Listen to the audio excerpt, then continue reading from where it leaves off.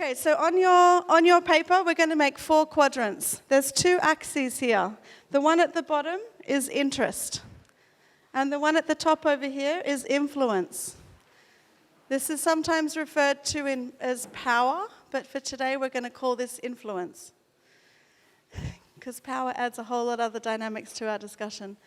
So, on a scale here, for our activity today, we're only going to focus on the top half of our grid, right? So the question is, with the stakeholders that you've got, let's focus on the top half of your paper, the regional stakeholders, because we've got a regional action plan, right? Those who have a lot of influence and a lot of interest, we'd put into this quadrant. So, for example, USP is a stakeholder. We're sitting here at USP, who have a lot of interest. They've got also a lot of influence in their sphere, so they would be a stakeholder that we could put into that category. ONOC, another partner of this forum, has a lot of influence and a lot of interest in sport, physical activity, and physical education. So we'd put them in this category. One thing that's came clear from our discussion before in terms of influence and advocacy and who we want to be communicating with is that one of the dialogues and on the recommendations from our discussion before, that the FEM meeting and the education ministers is a group of stakeholders that have a lot of influence. The question is how much interest in terms of sport, physical activity, and physical education. So in your tables, we want you to put different stakeholder groups in these top 2 quadrants. So first question for you is, out of the stakeholders that you've got in that top category, who would you say has the most, are the ones that have the most influence in the direction that we're heading?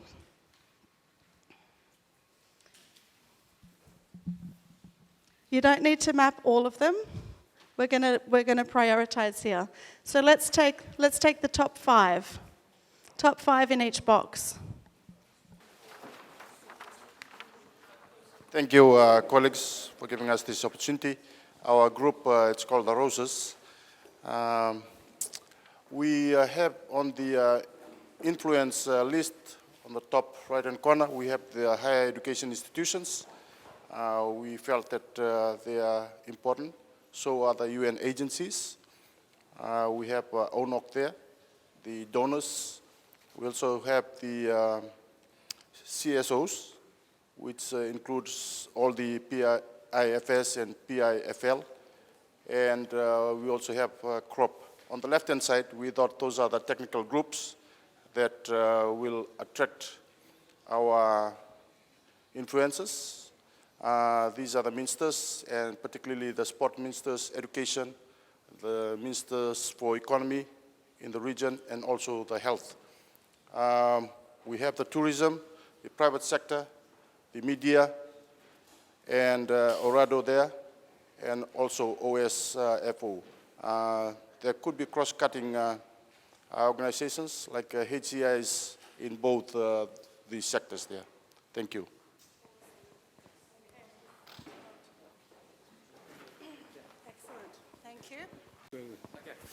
Quick snapshot. So Pacific Island, we can put together the forum leaders, finance and all ministers, forum secretariat, international donors, UN agencies, and those that were sport specific were PGC, ONOC, and CGF.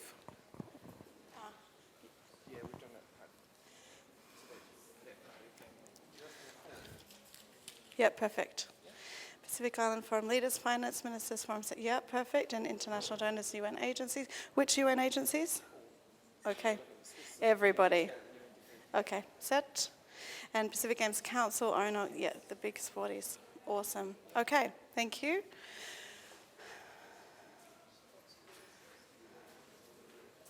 I'd possibly add foreign affairs to that. Because in order to influence the forum leaders, the decisions go through the Forum Officials Committee, which is managed by Foreign Affairs. Okay. Yeah. But you've got finance ministers there, and it's Foreign Affairs coordinate the finance ministers meeting as well, and that's the main stakeholder that PIFS connects with and their membership around the region, right? I think that's important for us to capture in this process and be a really important part of our strategy. Okay, so over here.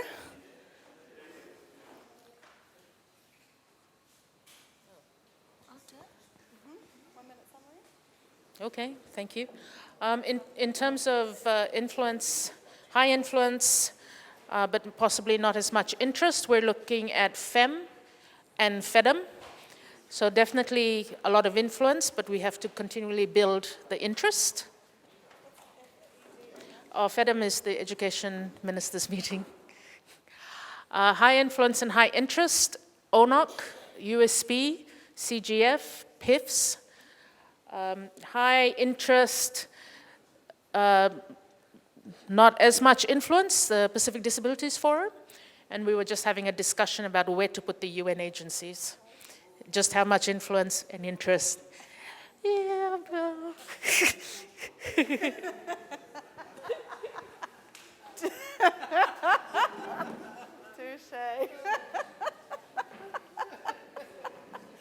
That's why you've been elected.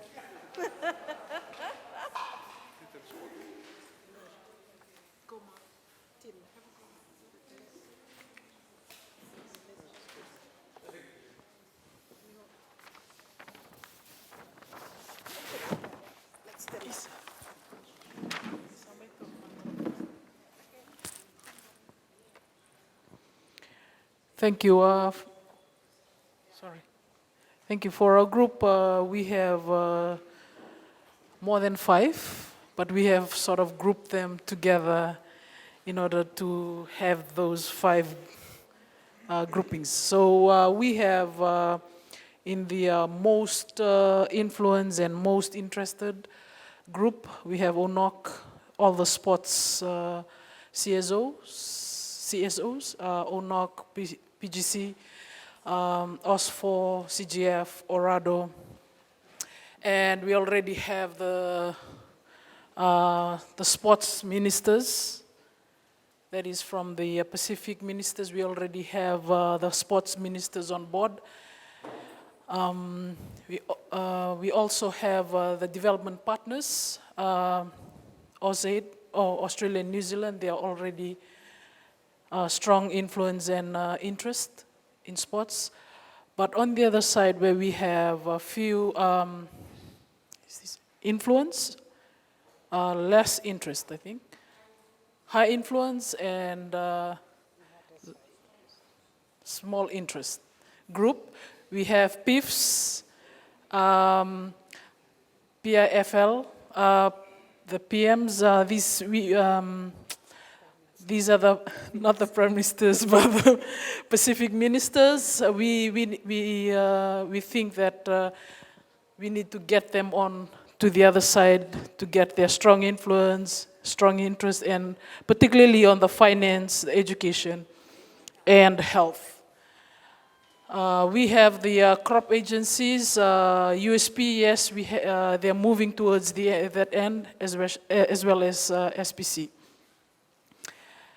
Also, we have the non-sport CSOs, and we have the international donors. They are a bit of a half-half, some on this side and some on the other side.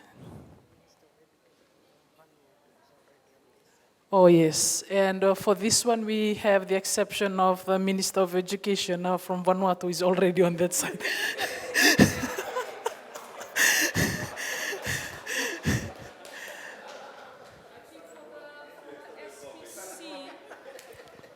For SPC specifically is the qualifications body. They look after the Pacific framework for national qualifications framework regionally. That's specific to SPC. And the other thing we found when we were trying to group them together is that if you look at UN agencies, we've got to look at them differently because your UN Women, your UNESCO, your UNICEF are already over here, but the rest are back there, and same for international donors. There's a lot out there, but Australia and New Zealand have probably moved across, but the others are are lagging behind. So definitely need different communication for different people within those groups as well.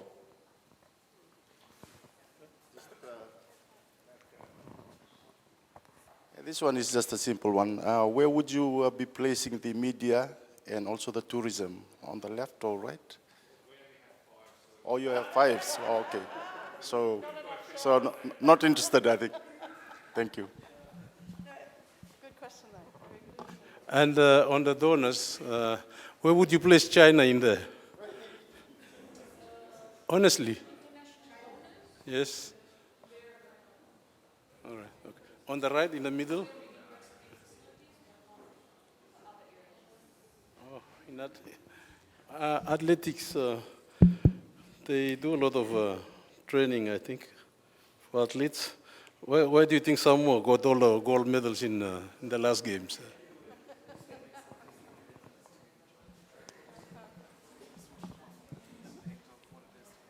Another area of thing we should look at is the PIFs versus PIDF. The influence is there. There's PIFs and PIDF. You can go either way. Somebody said, why don't you just go here? PM will say yes. Oops. But then it'll take an island state to make that decision. Because there are two groups. That's another area, that's another space we can go into, but it should be the intent of the government of the day. Something for us to ponder on. We're talking about influence here and interest.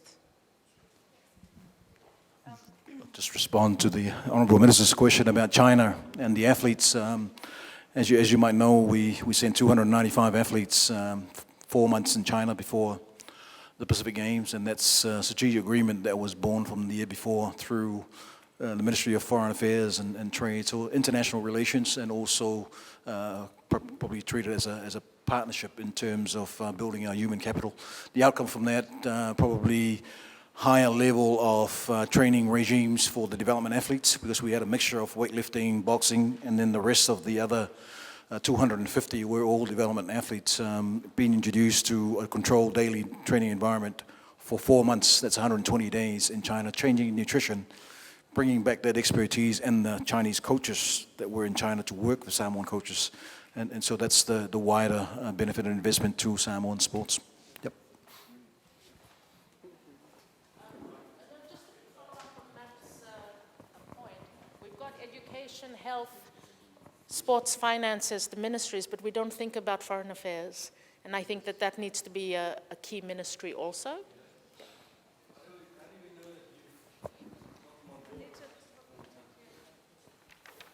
Hi. How do you know that you've got them on board, and how do you know that you got them on board permanently? Like, is it included in their language or their policy, or their how do you determine that? So, and then how can you be sure to get all of these people over there? Do you have to influence something within their organisation? These three fingers are up with the 3 points that I was about to raise next, which is, what are we advocating for? So we've had discussions about influencing policy, number one.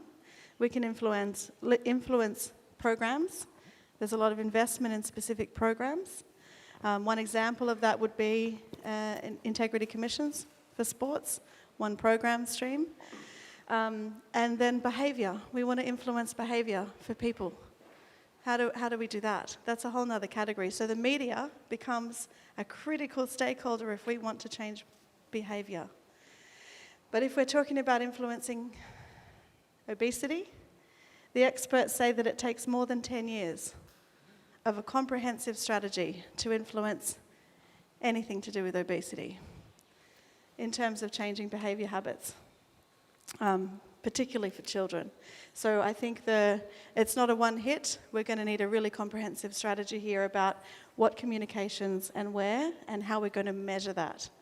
So we're going to go into the measurement and the policy cohesion piece tomorrow, but today we wanted to really draw out who are the stakeholders that we need to bring with us on this journey, and I think this has been a good exercise to start drawing out where our attention should be focused for certain areas, linked to the actions and the priorities that we've been discussing already, and who are the strengths and the assets that we've got to help us to make that happen.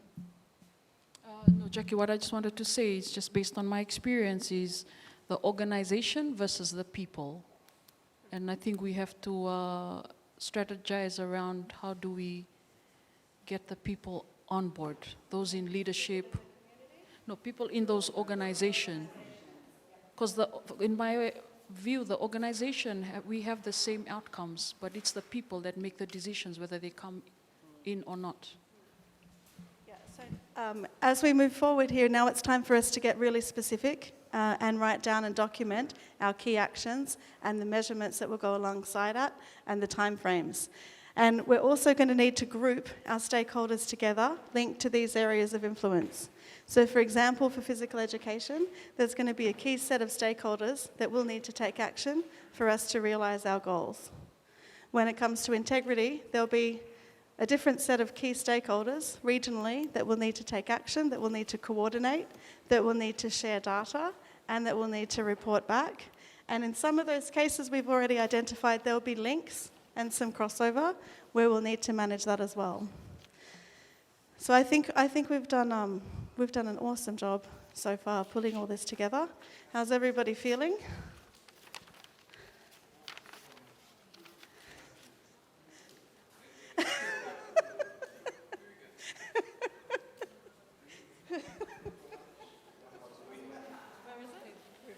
Oh my goodness. It's been captured. It's all been captured. 1 minute summary. Leave no one behind. The only thing we'll add is that the media and tourism, we put that on the, they have influence, but they need interest. So, yeah. What's this? The Regional Pacific Education Network. Right. Okay, thank you. Yep. But I think everything else has been covered.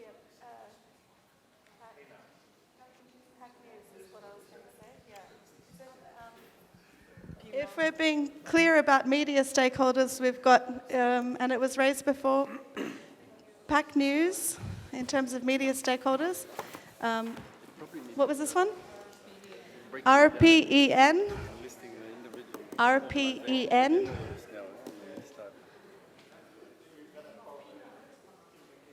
Pacific Island News Association. Nemea or Vanuatu, there's somewhere. Maybe. Chinese were just not interested in that. Because their level is so low. These people don't want to bother. And then they sent the coaches to Samoa. For goodness be English. And they didn't want to coach. Regional When it's out there, we have to lay down the... Yeah. What did RPEN stand for again? The Regional Physical Education Network. Oh, I see. Okay. So that acronym should actually be FIEP, F-I-E-P, which stands for the International Federation for Physical Education, in French or Latin or something exotic.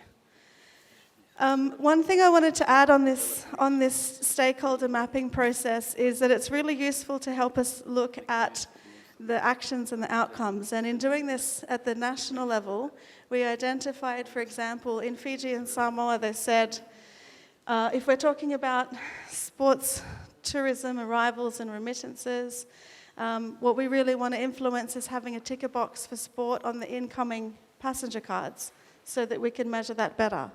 So then that changes the strategy of who you need to advocate, because the people that influence that is not ministries of sport or tourism, it's immigration. So that adds a whole nother set of stakeholders to the table. So doing this exercise is really important, but we're going to need to come back to it if we add new actions or new activities that will link this together. And one thing that we need to also link here is the discussion around corruption and integrity. And perhaps some of the stakeholder sets that you mentioned before, Vivian, will be really crucial to bring to the table in setting up integrity commissions and guidelines around the Pacific, Were you in the room when that was mentioned before? Do you want to just say those stakeholders again so we can write them down? So there's the UN Pacific Regional Anti-Corruption Project that's based out of UNDP here in Suva that actually does training. I work with them in terms of youth training and youth groups training. We've also done leadership training here at USP. We just completed that. But that's just one aspect. They also work with governments, of course, and the private sector. So that's an opportunity for an organization to come in to help, setting up an integrity commission, but also the training for federations, for example. There's also the UN Office on Drugs and Crime that also works around corruption, and they do a lot of work on human trafficking. Again, their office is based here in Suva. So potential partners for integrity commissions.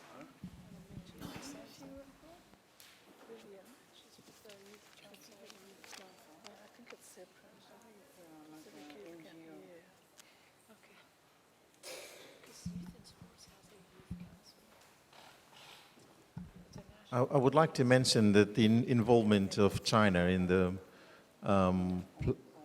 contestation of the space within the Pacific Islands and the platform is a major issue and a dynamism between donor agents in the Pacific Islands, I think, and has caused a lot of dynamism, I think, between a lot of the donors that play in the Pacific Islands. But having said that, the Pacific Islands is the most highly funded group of people in the world per capita. So what we do with the money is important, and I think we can continue to advocate that putting it into sports is a viable place to put funding into. But the Pacific Islands per capita is the most funded place in the world. So I think advocating and putting money into sports is the one area I think we can actually advocate for. Because a lot of times the money that comes in, we're not too sure whether it's making any influence on the ground or not, whether it's, and so forth. So maybe sports is a viable area to put it.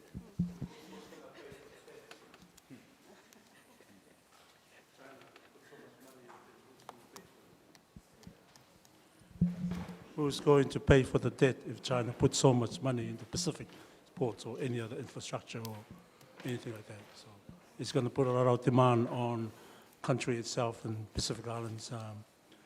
Yeah, that's where I'm coming from. There was also mention about private sector. A couple of groups have mentioned private sector. There's a few different workforce assessment tools. I think I showed one the other day from India. But the European workforce, sports workforce assessment says that 95% of the sports workforce in Europe is employed by the private sector. We've got a very, very different scenario here in the Pacific, and this is something that we want to be able to influence from a business and economic point of view. So one of the things that we're proposing in partnership with USP is to do a sports workforce assessment for the Pacific to help inform and drive that people and capability going forwards. And in fact, on that point, I saw last week that the Solomon Games Organising Committee have started advertising for about a dozen sport specialists and professionals to help build the high performance processes and pathways in Solomons leading up to the Games in 2023. So there's also an argument that the event-based development has other legs and legacies nationally. Did you want to add something? I just wanted to make some comments, thanks Jackie, on the integrity platforms, which is fantastic. I wanted to relate it to, there was a comment yesterday about the exportation of Fijian rugby players in rugby league and also netball, but across the Pacific. And the point I wanted to make was in terms of the integrity in dealing with agents that come in and touch and have influence on our development players who then go to France the wider Europe, often we're getting that feedback in the lower salary scales of the return on these players when they are at the same time the pivotal players or playmakers that often make a big difference in those wider sporting communities, whether that's an area to look at in the future, to have an arm of integrity that goes into the agencies such as PIPA, the Pacific Island Players Association, dealing with agents so that's in check, so that the commercial valuation of our players or athletes is up there with the rest of the world. I think that's a really good point, Matt, too, and that links together this set of actions over here around people and capability that will have a life cycle of its own, but overlaid with human rights protections for the people of the Pacific. That was raised by Tuvalu's minister and Samoa's minister in Kazan at the World Sports Ministers meeting about protecting athletes as a workforce. And then there's another category that goes around that in people and employability, around decent work, and the conditions that are around work and the workforce. And I had a meeting with ILO about 2 weeks ago, and they were wanting to come to the table this week, but they had something else on. But they've just built 2 systems for measuring the workforce in Fiji and Samoa, and they've got really strong tools around that don't extend to sport yet. But there's some easy wins that we can do in partnership together to try to bring those frameworks and leverage the strengths that already exist. But the conversation there around decent work and protections is something that we need to step up. And in doing the research with USP in the Fiji and Samoa, it was really, really difficult to be able to capture the data that is in there around the sports workforce. Really, really, really difficult. And it doesn't go far enough. It doesn't extend to ministries of local government, facility staff and managers, and there's so many more. And the fitness industry. And we also weren't able to capture things like sporting goods and the economic contribution of sporting goods and the economic value of sponsorship, the economic value and the contributions from international federations. So there's an argument here for better coordination among these stakeholders, not only from an advocacy perspective, but also to collaborate and exchange data to strengthen our actions. So thank you for your inputs. I'm going to hand over to Enoki finally.